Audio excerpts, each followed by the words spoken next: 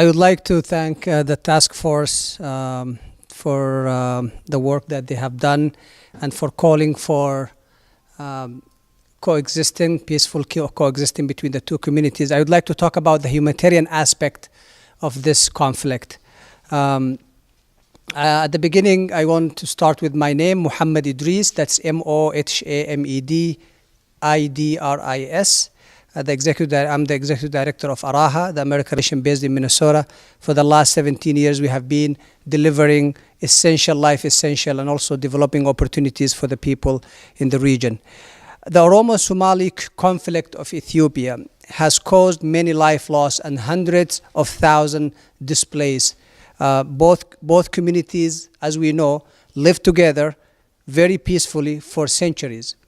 Their shared land, natural resources, and trade in both sides. However, the current conflict has disrupted everything and affected the livelihood and the movement of both communities.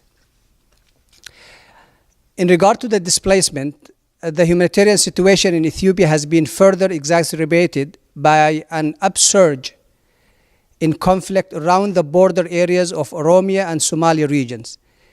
Since early September of 2017, nearly all districts along the regional borders were affected.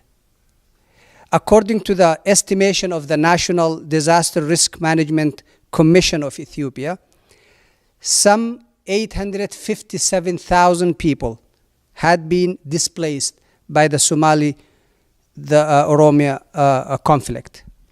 Meanwhile, preliminary data from the latest round of the International Organization of Migration Displacement Tracking Matrix conducted in November 2017 indicates that around 1 million people, again 1 million people, have been displaced due to the conflict. About 700,000 only in 2017. So with a significant spike after September of 2017. Now, local non-governmental NGOs reports indicating higher number than what you heard. According to the UN, OSHA, the conflict IDPs are settled in about 400 locations across the country.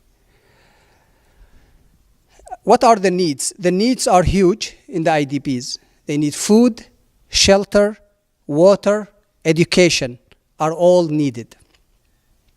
Access for humanitarian aid workers is an issue. Generally, the response made for this conflict are not sufficient. And the conflict is still, of course, is not resolved. So what ARAHA did, ARAHA's response so far, ARAHA has distributed food baskets, non-food items, and nutritious food for malnourished children for about 500 families displaced from both communities, one in the Bale zone and one in Dire Dawa.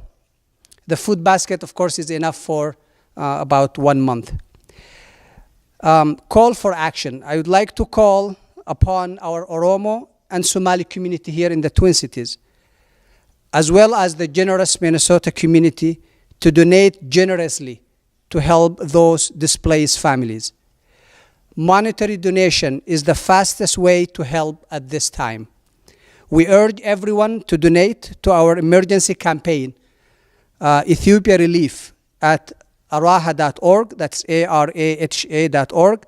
ARAHA has teams in the ground to provide immediate assistance to these families if resources become available.